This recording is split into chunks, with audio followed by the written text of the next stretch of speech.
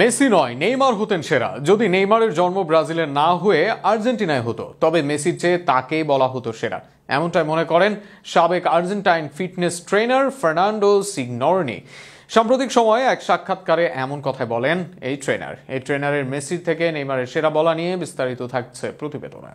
2010 সালে ম্যারাডোনার অধীনে বিশ্বকাপ খেলে আর্জেন্টিনা দল। দেশটির তখনকার পর্যন্ত সেরা খেলোয়াড় আর্জেন্টিনা দলের দায়িত্বে। দলে আছেন মেসি, আগুয়েরো, তেভিজের মতো প্রতিভাবান খেলোয়াড়রা। সেই বিশ্বকাপে আর্জেন্টিনা দলের ফিটনেস ট্রেনার হিসাবে ছিলেন ফার্নান্দো সিগনোরনি। এছাড়া সিজার মনোত্তি এবং কার্লোস ভেলার্দির মতো কোচের সাথে কাজ করেছেন। এবার আবারও আলোচনায় এই ফিটনেস ট্রেনার, তবে এবার ফিটনেস ট্রেনার হিসাবে নয়, আলোচনায় তার সাক্ষাৎকার দিয়ে।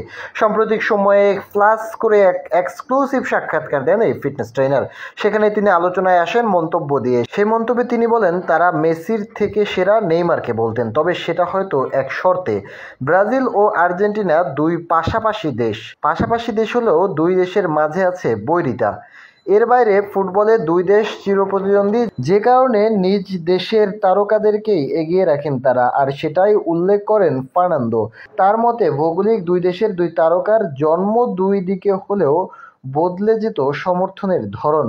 সেখানে ফুটবলের আঁতুড়ঘর ব্রাজিলে জন্ম না নিয়ে যদি ফুটবলের সংস্কৃতি ধরে রাখা আর্জেন্টিনা দলে জন্ম নিতেন নেইমার জুনিয়র, আর যদি মেসি জন্ম নিতেন তার পার্শ্ববর্তী দেশ ব্রাজিলে, তবে তিনি এগিয়ে যেতেন মেসির চেয়ে।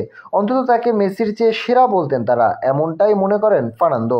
সে সাক্ষাৎকারে মেসির সাথে কাজ করার অভিজ্ঞতা জিজ্ঞেস করা হয় তাকে। সেই অভিজ্ঞতা বর্ণনা করতে গিয়েই তুলে আনেন মেসি নেইমার প্রসঙ্গ। আর সেখানে ফার্নান্দো বলেন, মেসির সাথে কাজ করার অভিজ্ঞতা দারুণ, আমি অনেক উপভোগ করেছি সেখানে। সে একজন জিনিয়াস, তাকে উপভোগ করার মতোই।